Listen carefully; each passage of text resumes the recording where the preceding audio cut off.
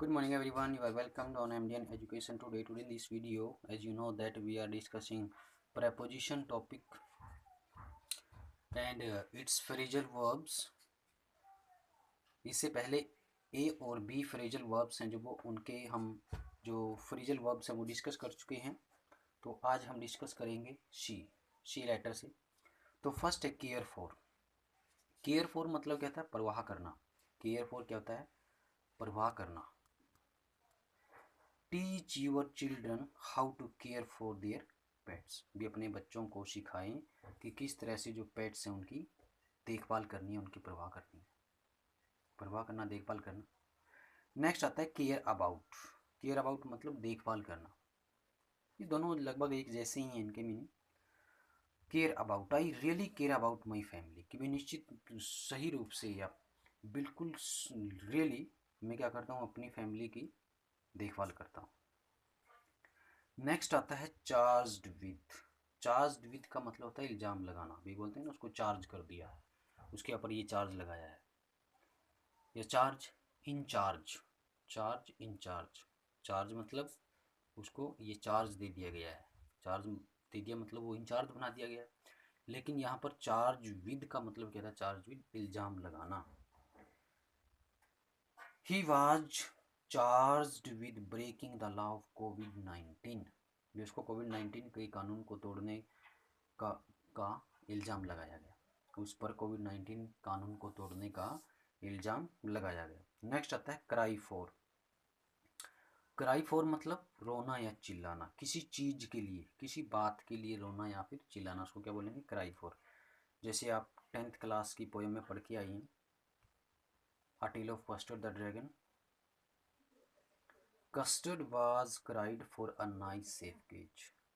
Cried for मतलब किसी चीज़ के लिए चिल्लाना, रोना। नेक्स्ट आता है कंप्लेन ऑफ। कंप्लेन होता है शिकायत करना। जैसे the villagers complained of irregular supply of electricity. अब विलेजर्स ने क्या किया? इरेगुलर, जो अनियमित जो सप्लाई होती थी इलेक्ट्रिसिटी की, उसके लिए क्या किया? कंप्लेन किया। नेक्स्ट आता है compromise with. Compromise with, compromise with मतलब समझौता करना। कंप्रोमाइज होता है समझौता करना। जैसे ही कंप्रोमाइज विद हिज सर्कमस्टांसेस, भी उसने अपनी परिस्थितियों से समझौता कर लिया। नेक्स्ट आता है कैपेबल ऑफ। कैपेबल ऑफ मतलब समर्थ होना। समर्थ होना, भी मैं समर्थ हूँ। Able, to be able. India is capable of fighting with corona virus. ठीक है, कैपेबल का मतलब समर्थ होना। भी भारत है जो वो कोरोना वायरस से लड़ने में क्या है? कैपेबल है, समर्थ है। नेक्स्ट है cure of. Cure of, cure of का मतलब होता है का इलाज करना। जैसे डॉक्टर सदाव हो की cured cured of an American soldier. उसके बाद है क्योर फॉर। क्योर फॉर मतलब का इलाज करना। What is the cure for covid? Cure for मतलब को व्हाट इज द का इलाज करना। What is the cure for covid? Next आता है केयरफुल ऑफ। केयरफुल ऑफ का मतलब होता है जागरूक या सावधान होना। केयरफुल का मतलब कहता है जागरूक या फिर सावधान होना। He is careful of his health. He is careful of his health. तो ये थे सी सिलेबल से, सी लेटर से जो फ्रेजल वर्ब्स आती हैं। उसके बाद आता है D. Deal in. Deal in, deal in का मतलब कहता है व्यापार करना। वैसे यदि डील को देखें तो डील के अपने आप में कई मीनिंग हो सकते हैं, लेकिन यहाँ पर इनके साथ प्रेपोजिशन जोड़ने से सेम आते हैं। जैसे डील करना, डीलिंग करना, ब्याज में उसके साथ डील करके हम। डील मतलब समझौता भी हो सकता है, कॉन्ट्रैक्ट। और आपकी डीलिंग उसके साथ बिल्कुल अच्छी थी। डीलिंग मतलब व्यवहार भी हो सकता है, बर्ताव, कंडक्ट। समझे? तो डील इन का मतलब क्या है? व्यापार करना। यदि डील इन लिखें तो क्या होगा? व्यापार करना। जैसे ही डील्स इन क्लॉथ्स, कई बार सेंटेंस हमने किया ही डील्स इन शुगर। ठीक है।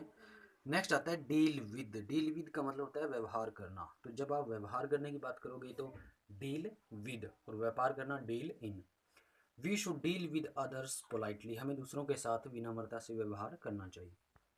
नेक्स्ट आता है depend on.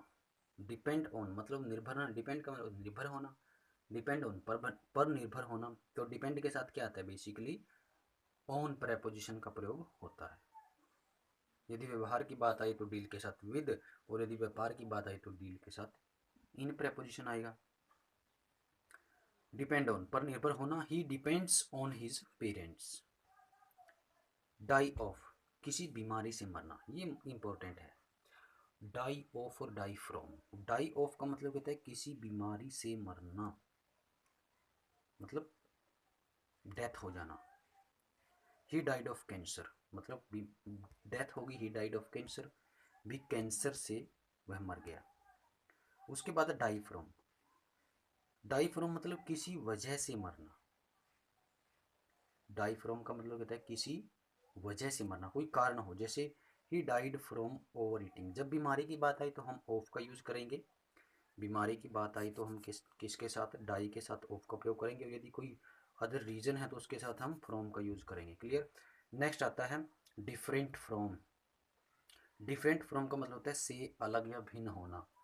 केजियास father was different from mister McDonald, भी केजिया के पापा जो थे वो मिस्टर मैकडोनाल्ड से अलग थे। क्लियर। तो ये थे प्रेपोजिशन जो सी और डी लेटर से थे। तो यदि इनमें कोई आपको डाउट रहता है, बिल्कुल सिंपल हैं, एक बार रिवाइज करें अच्छी तरह से अटेंटिवली, और फिर उनको अपनी कॉपी में लिखें, और इनकी जो एक्सरसाइज दी जाती है उनको डेली आप अपनी कॉपी में सॉल्व करें, क्योंकि जितना ज़्यादा प्रैक्टिस करोगे उतनी ज़्यादा जो आपकी प्रेपोजिशन जो टॉपिक है वो क्लियर होगा। वैसे ये कन्फ्यूज और हेडेक क्रिएट करने वाला होता है, तो फिर भी हम कोशिश करेंगे कि आपके जो सारे कन्फ्यूजन है वो दूर हों। तो see you soon in the next video, have a good day, stay home, stay safe.